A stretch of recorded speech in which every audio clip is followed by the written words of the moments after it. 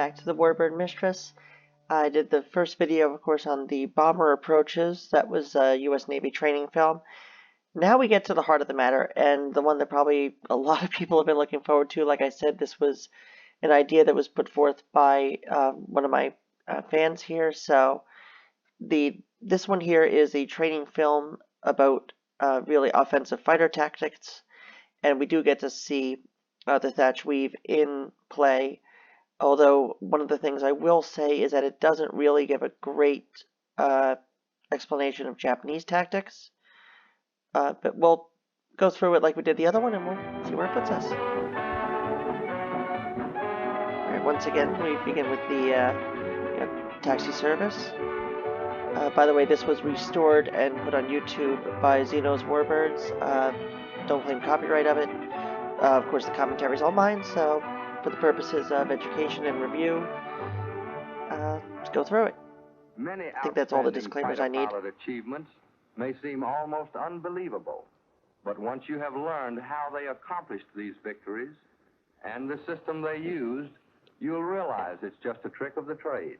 This is all Disney animation, by the way. The narration is John Thach. Know-how that it takes to win aerial battles.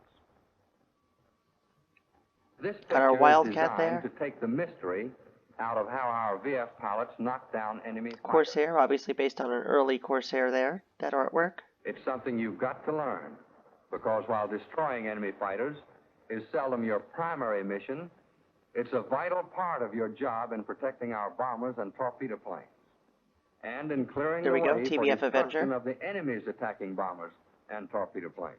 And what do we have here? We have a Kate, although the canopy doesn't look long enough to be a Kate. A Betty above that. And at the top, I'm guessing I guess it's supposed to be a Zeke, but... Enemy single-seaters are your toughest competition.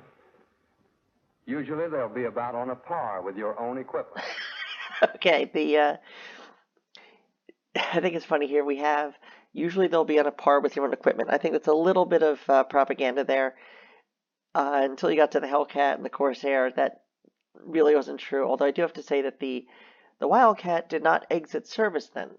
It's important that, even though this is 1943, the Wildcat served through the war. The Martlet, the Wildcat, whether it was going to be the F4, F3, F4, F4 in the first years of the war, or the FM, that was the later variants, she was used aboard escort carriers, light carriers, even land-based. You're not looking at it just going away. Of course, the performance of the FMs was greater than the almost disappointing improvements of the F4, F4. The F4, F4 to me is almost like the F2A3. It was an alleged improvement. Allegedly. So I'll just continue here. Also, it's funny they say it's on par with your equipment. No mention of pilot quality, which by 1943 the Japanese were definitely starting to feel. There was a difference. It was not the men who had fought in China. It was not people who had years of experience. It was at that point starting to get even cuts back in training, which the Japanese really overemphasized training before the war. They had no sort of civilian flight programs. There was no familiarity with flight, and it narrowed the pool of pilots upon which they could draw once they were at war with the Allies. Small ships, very fast and maneuverable. You have to fight them with your head, using your judgment, your skill in plane handling, and your superior gunnery to turn the superior gunnery, definitely. In fighting another fighter, you have to make the handling of your plane practically automatic and concentrate on watching the enemy. Never fly this straight for this long. You haven't time to think about flying a plane. You have to spend all your time flying a bullet. Complete your checkoff list before you go into action. Your enemy isn't going to give you time out to fumble for a gun switch. As I said in the other video, these are things that a lot of people might not think of. Make sure that your sight is on, that your... It's a matter of life insurance to make every split second they say generator, make sure your electrical systems are on. It's all very important. Smaller and a higher speed target than any other combat plane. Therefore, it's doubly important for you to get the pipper in the right place. You're not going to be able to stay on the target Again, long. it's a reflective sight. It reacts to the physics of flight, but you still have to lead. What's more, you can't just put your sights on a Jap Zero or a German 190 and let go. Interesting looking 190. You have to hit a fighter in the most vulnerable spot, or he'll stay almost like a right Typhoon, in the game with you. The BF-108. The engine, the pilot, and the fuel and oil tanks are the fighter's vitals. Aim for the engine. Kind of ignoring wing tanks, but okay. It's the largest vulnerable part of the target, and it comes into range first. Allowing for lead, use the engine as a bullseye, and pour your especially shots because it's in unarmored in most of the aircraft that we're you'll fighting. Naturally hit the other vital spots. It is important to gain initial advantages through position on the enemy. Altitude is your wealth. Never spend it unless it buys like you it's Tony speed there. or advantageous firing position. Whenever you can, launch an attack out of the sun. Yeah, that's actually, I'm going to just stop here for a second because, the Hun from the sun doesn't really work out that way so much as there's actually going to be Spitfires and Hurricanes coming out of the sun. In the Pacific, the sun, of course, is coming at a different angle at different times of year, just like in the Northern Hemisphere. That varies. It's also a brighter sun, I will say. Europe is not known for its, vast swaths of sun-filled, beautiful beaches. It's Europe. It's going to rain every morning. I'm from Nova Scotia. It's Ireland Junior. It's just wetter and poorer. The fighting in the Pacific, sunlight, I can imagine being much more important. And probably new to both the Japanese and Americans who lived in a temperate climate. You also gain the element of surprise when you can strike from out of the clouds on an unsuspecting enemy. If you can see the enemy through the clouds yourself. The gunnery approaches used against multi-placed aircraft are modified somewhat when you're up against fighters. This is why I put the second in the Thach series. Because it gives the enemy an equal opportunity to shoot it out with you. And why cannon, give him an even break? Have a shorter range, but definitely pack a punch. Can be changed into a variety of attacks against enemy fighters because their firepower is concentrated forward. Yeah, let's not get into turret fighters just yet. Against a fighter, you can start a quarter approach and finish up on the tail.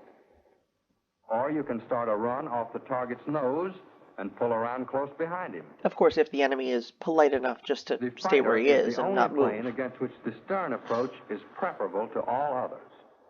You get an almost no deflection shot at him, and he can't shoot back.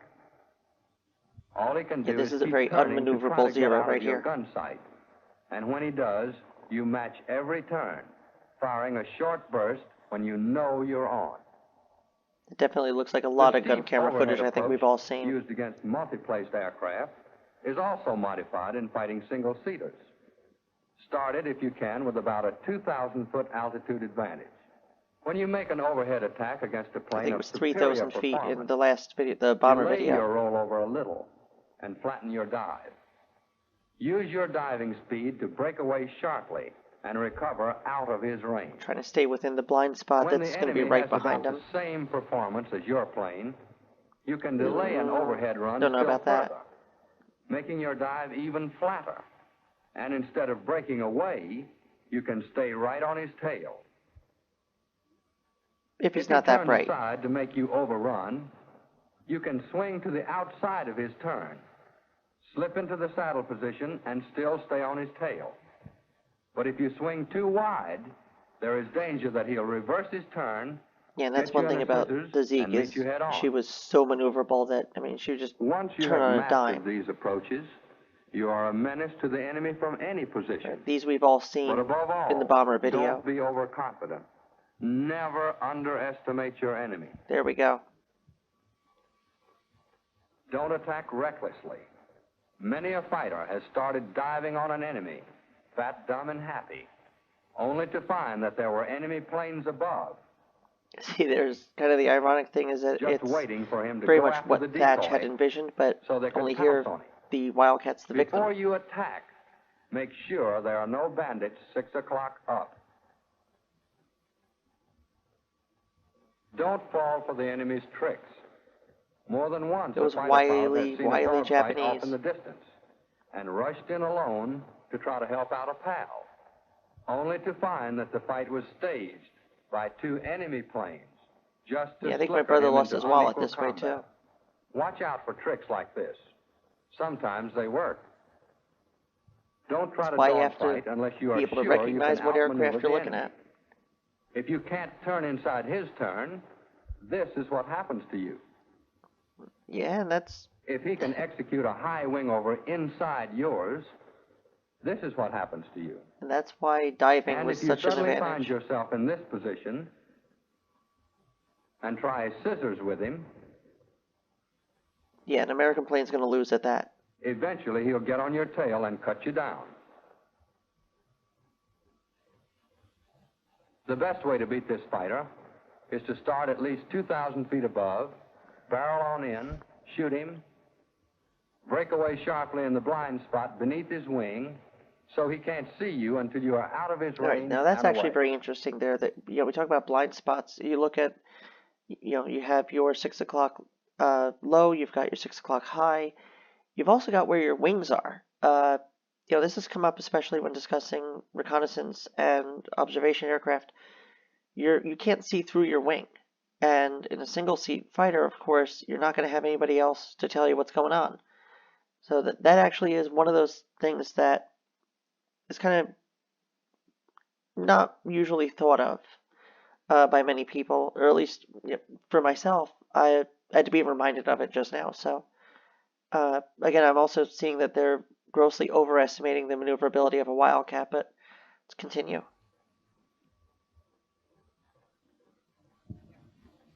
There are defensive tactics to use against an enemy with superior maneuverability, and you will see how they work in the following picture of this series. Unless you have a superiority in numbers, you should get altitude advantage before starting an attack, even against an inferior fighter. If you are behind the Which enemy they didn't and he really have doesn't many see of at that you, time, if you think about it's it. a simple matter to push over into a dive and get on his tail. If he turns under you, do an opposite overhead. Yeah, If that's he tries actually an kind of the Immelman, opposite of pull Japanese up tactics. and shoot him on his back. Or do a That high right wing there is over more above him common with what the Japanese and would get do. on They his always tail tried to before he turn can up recover. and back around. The idea of plane against plane combat is very romantic of World War I ever dreamed. The keynote of fighter tactics in the United States Navy today is teamwork. Teamwork, Here we go. coordination, cooperation, call it what you will, gives the fighter its greatest value in escorting bombers and torpedo planes on their missions, in enabling fighters to protect other fighters, in winning engagements that may mean the losing or the saving of a carrier. Interesting. If you take a look here, the aircraft are kind of parked on the wrong side, unless they're purposely blocking off the fore end of the flight deck there. Generally, you'd think that they'd be much further aft, but Teamwork begins with the two-plane curious there. All right. and its pilot should concentrate on working together, even against a single enemy fighter. If the enemy plane is approaching and you and your wingman are above and Leader, unseen, wingman, other section leader, it is section a simple wingman. matter to do opposite overheads in quick succession, reaching effective range, breaking away and recovering in bracket formation for a second attack if it should be necessary. If the attacking formation is split, the enemy is trapped even more tightly. He has to turn toward one of the fighters who accepts this head-on attack, while his partner winds on in And there to the we saddle go. position. When your section is above and ahead of the target, side approaches can be made, Good keeping distract the enemy in the and middle then so that he destroy. can't run out and escape. If he turns toward one of you, the other is on him like a flash. Now, with that right there, I'm not sure It is how accurate frequently the effective maneuverability for is one there, pilot to but make I a can see the feint toward Japanese the getting enemy, out of that one very drawing his easily, attention as long as he doesn't and keeping dive. him occupied, while his section mate comes in for the And kill. there we go. Teamwork is even more vital when the section goes in to make an And there's attack another on great two enemy weave, planes. the distract It and is a destroy. cardinal That's rule the of key right offensive there. combat to concentrate the attack of both fighters on the enemy wingman. If you are above the enemy on an opposite course and unseen, you can both make overheads, breaking clear and regaining altitude. Take out the support, and the leader's left The alone. same principles apply to attacking from a split formation. The two planes work as a team, centering their attention on one objective, the wingman. When that enemy is eliminated, they attack the other target. If the enemy is approaching on an opposite Interestingly, course, the Japanese really turn didn't and have wind this in from both sides, wingman leader concept, keeping the so target bracketed and dropping on his tail. You are in position to maintain the offensive. right, by the time that they did knocking kind off of develop first it, the wingman, then his it's mate. still very rudimentary. When your section So is this is above very and ahead important of the that target, it just reduces the number you of can keep individual the enemy Japanese under fighters trying to control dogfight by with using them. side approaches. If your target turns right or left, either you or your teammate is a cinch for an easy tail shot. If the enemy planes separate, don't Big break important your there, 'cause that's formation probably and what they were start gonna do. chasing both of them. Come down on the high man, shoot him, and then go after the second target. The enemy is going to be desperate and open up his bag of tricks. There are a lot of things he can do, and don't worry, he'll do them. But the thing to remember is this: if your fundamentals are right and your section works as a team, Japanese it doesn't kind matter of really what 2 the or 3 enemy checks, tries, but you've got him. It cannot be overstressed that the section must function as a unit. Working together, its two planes can bracket. They can concentrate double firepower on one target. They can deliver that's what they quick did. It would just be successive one after thrusts one on the after same one, principle as the tear 1-2 each punch. Japanese formation apart. And they can give There we mutual go, another protection. distract and destroy. Don't think of a section as two planes, but as a single combat unit. It's like baseball. You don't think of 9 men, you think of a team. It will help you if you bear this in mind. A section can always lick 2 planes. 2 sections There we go, comprise the the flight. team or division. Its success depends largely on We have a maintaining left an echelon, effective which is tactical concentration. not unusual. This doesn't necessarily mean a follow-the-leader routine, Just weird that they didn't have but a it finger does 4 mean there. that the planes are following a definite plan or pattern, which might physically separate them, Now, but radio, tactically, let's they stop are this a for a unit. second. Radio is huge here. The Japanese very rarely had radios in their fighters. Most of them did not have a radio, especially the Zeke was not radio equipped. Everything was done with hand signals. It was very difficult to coordinate attacks or let alone defense if they were ever surprised. The American fighters all had radios. Now, of varying quality, sure, but there was a radio. And it was something that definitely made European and American fighters better off in coordinating attacks, coordinating their efforts, and in generally just maximizing their potential in terms of observation, adaptability, and their ability to react to enemy actions. The Russians and the Japanese, on the other hand, didn't really have this. The Japanese, to them, it was weight, and it was also a matter of the fact that they didn't really train to fight that kind of air battle. But again, the Japanese were big on single aircraft acrobatics. So, anyhow. There must be no straggling, no grandstanding or lone wolfing, because the lone wolf usually turns out to be a lost sheep. Each fighter must concentrate on his division leader, supporting his movements in every possible way. Some units attain such proficiency in their teamwork that the pilots can actually anticipate their leader's movements before he indicates them by any signal. Position of planes in division formation will vary. They may fly in a tight echelon, or the sections may be spread, so as to give each other Here we have almost a finger four. while still able to get into position for attack. The attack must be direct and rapid. And here we see the Japanese in an echelon. The Japanese, again, usually flew in Vic. If the enemy is in echelon, fire is concentrated on the last man. Yeah. There If we the enemy go. is in V Tail formation, end Charlie. the two wingmen are attacked simultaneously. The sections of the division attack in succession, firing short bursts and breaking clear, zooming to regain as much of the original altitude advantage as possible.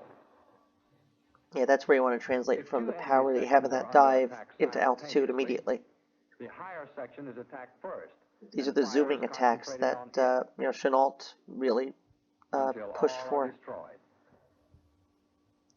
Then and only then is the lower enemy section subjected to attack. Yep. Go If back the lower up, section come back moves out down, of the enemy formation and attack attempts to and get out of climb there. above the attackers, one or more sections of the attacking group moves in on these detached targets while they still have the altitude advantage. Usually, one division will remain as top cover to act as lookout. Yeah, very and important make sure there. It's that not no a enemy World War I plane style gets up melee, on top. with maybe top cover. Thus, by successively dropping on the enemy and recovering at the original altitude, the fighters create a sort of a rotary mower that cuts down the enemy. And right there's why, the engine that you have is so important. All opposition has been destroyed. As long as you can have that power to zoom back up after you dive down, you're okay. This chain, he is leaving an opening for the enemy to get on a teammate's tail. Breaking the chain causes the flight commander to lose tactical control, and the fight degenerates into a melee of individual dogfights. There we go. 1918 model. Attack in sections, in divisions, or in squadrons. The fundamentals of Especially their now, offensive 1943, you combat could tactics see are the whole same. squadron on squadron action. Coordinating a fighting squadron, like a pro football team, means the individual this is members sports must thing. first Yeah, I learn don't to do work sports. together. Results will come only from constant and rigorous practice. Let's see how a carefully trained carrier fighting squadron does one of its jobs. Fighter pilots, man your planes. But there's definitely the mark of Disney right there.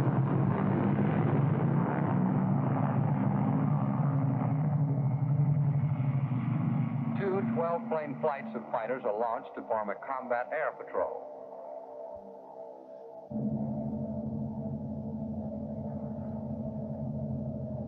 Flight A takes greater altitude than Flight B. High cap, low cap. They sight the enemy formation. All right, now that's very accurate there. Just going to go back. When you see this, there we go. This is more what the Japanese would do, is you have Vic on top of Vic on top of Vic, and in layers. They didn't really have a lot of ingenuity. But that was how they flew. That was what, for them, worked. Allegedly. But I think right here it's great that you're seeing the actual formations that the Japanese used, and not like before, where he was kind of using American element tactics to describe Japanese formations. This is more typical of a Japanese tactical formation here. With a fighter escort. Flight A divides. One 4-plane team remains aloft as top cover. The other two divisions split for an attack on the fighters. As they approach the enemy, Flight A moves out ahead of Flight B. The division leaders carefully move into position for attack. The flight leader signals and peels off. And there we see the same maneuvers we just saw turn before. toward their attackers, leaving their bombers as cold meat for Flight B. And that's important too, is, don't just go past the Zekes because you happen to be faster. But that's a different phase of You're battle. just dividing responsibility. Meanwhile, Flight A is going to work on the enemy Same thing fighter today. formation. Somebody might be on mid-cap, and, that's fine. They're anti-fighter. Constantly watches the Leave the enemy bombers for throughout somebody the else. maneuver in order to be sure of maintaining the offensive. Each All right. plane follows closely the next ahead. Once again, it's great to have a Making its radial attack engine. You know that your and fuel supply is rendezvousing going to for another. continue.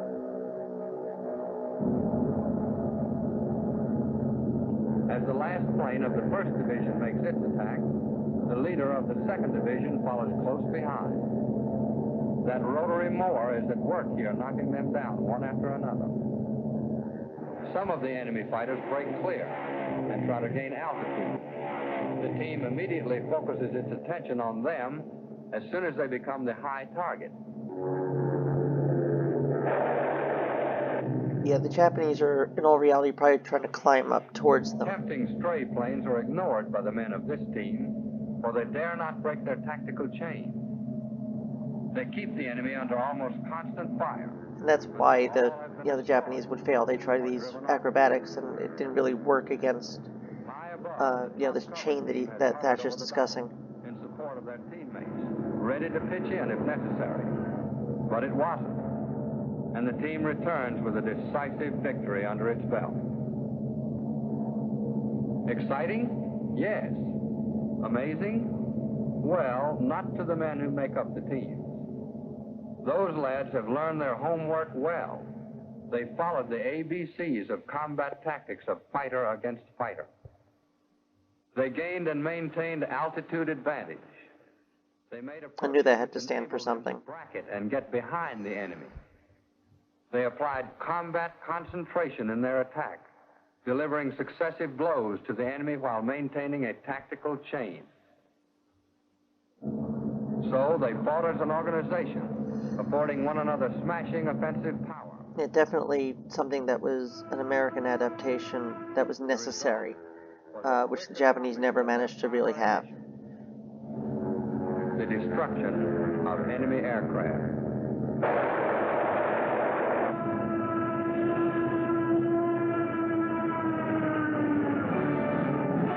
And there we go. Once again, big thanks to Zeno's Warbirds for restoring this great piece of our history. My commentary, of course, is on it. My own. If you want to add something, well, I sure hope you do. I mean, the comments are always great. I look forward to reading them. Let me know what you think. Again, this is just me reviewing this video, offering my commentary between the bomber video and the fighter video. Nothing in war is fixed. They say every plan survives until contact with the enemy. And I'm sure that every pilot understood that as well in terms of aerial combat in the Pacific in World War II.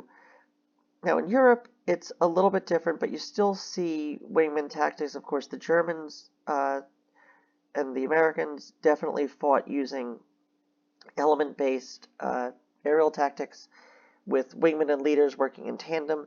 The RAF did as well. You saw, of course, the RAF had some adaptations, especially because they flew with 3 planes often rather than 4 or 2.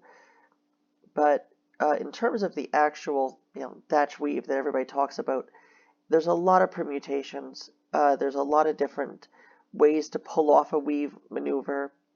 And here you got Thach himself describing it. So I think it's just a great piece of our history, and I hope you enjoyed it, and I look forward to seeing you in the next video. Until then, I'm Claire, and I am the Warbird Mistress. Take care.